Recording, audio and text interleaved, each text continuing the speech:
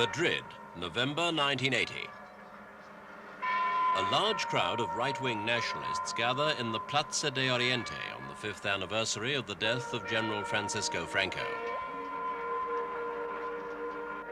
In modern Spain, under a parliamentary democracy and a centre government, it's become something of a shock to hear the old nationalist songs echoing round the capital, to see the old-style fascist salutes and insignia.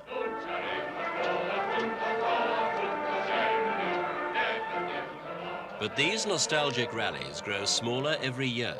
The far right is now outside the mainstream of political life.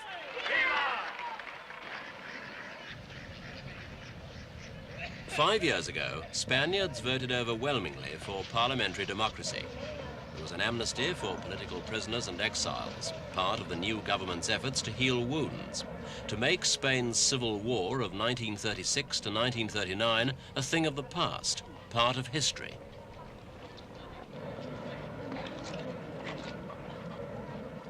Now a new sign of that trend. A recent exhibition at Madrid's Palacio de Cristal, the first major show giving an objective view of both the nationalist and Republican sides in the Civil War.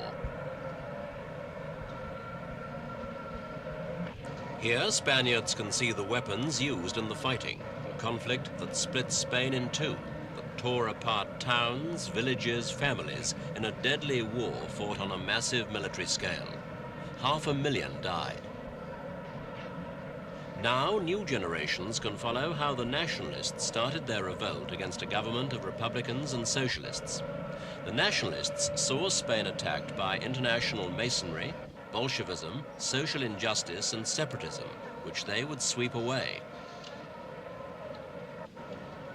The communists and socialists had a very strong following, and in the mid-1930s, they had not yet suffered the disillusionment of Stalin's show trials or his later non-aggression pact with Hitler. An alliance of the left was seen as the only way to stop fascism in Europe.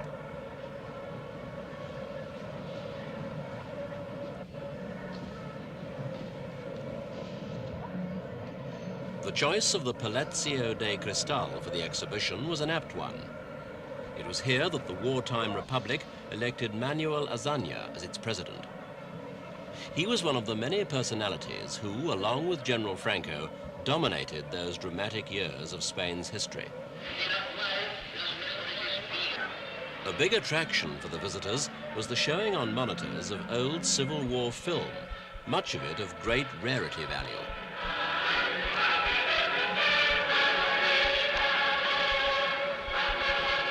Here, popular militia rolled through the streets of Barcelona shortly after the news of the Franco-led rebellion. Many of the units here belonged to the anarchist movement, which had widespread support at the time among the Spanish workers and peasants.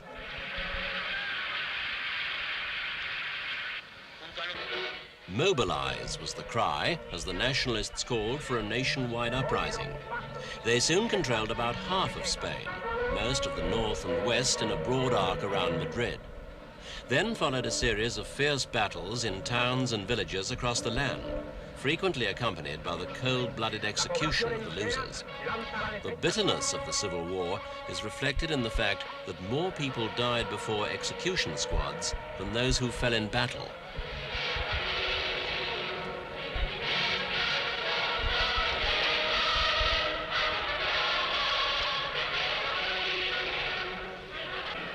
One of the unique features of the war was the involvement of foreign nationals, principally in the international brigades.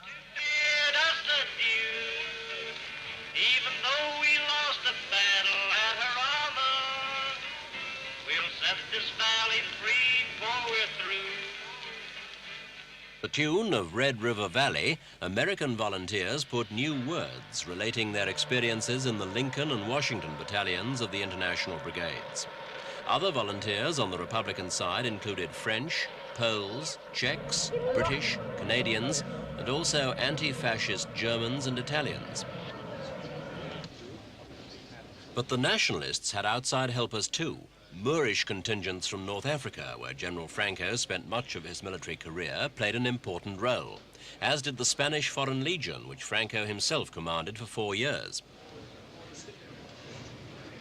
The Nazi German swastika was also much in prominence. German ground troops were sent to Spain by Hitler, along with masses of arms and munitions and over 50 aircraft. The Germans, the Russians and the Italians sent units to Spain with the aim, in part, of gaining experience of modern fighting in anticipation of the World War that lay ahead. Mussolini unleashed a savage sea war in the Mediterranean, his submarines treating any non-fascist vessels as fair game.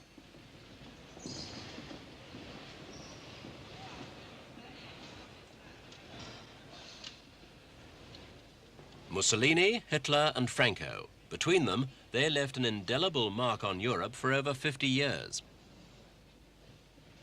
Hitler's Condor Legion won a special notoriety. It destroyed the Basque town of Guernica in the world's first terror bombing raid. A Russian tank force led by General Pavlov helped in the Republican defense of Madrid, while on the other side, 9 battalions of Italian black shirts fought for the Nationalists. Half of Europe seemed to be involved, but it was the Spanish people that had to endure most of the suffering.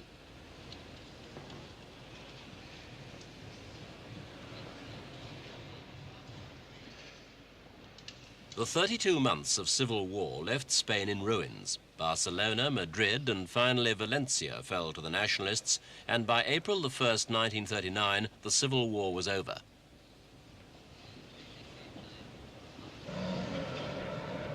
The exhibition is a bold move by modern Spain's leaders. It's another clear sign that over 40 years after, Spain has finally assimilated the traumatic experience of civil war. That nightmare has now been brought into the open. By being displayed in a museum, it's taken its place in history. Old-timers have remembered. The young have learned. Today, there is other violence in the Basque region. But as Spain prepares for entry to the European Economic Community, its government's aim, more than ever, is reconciliation.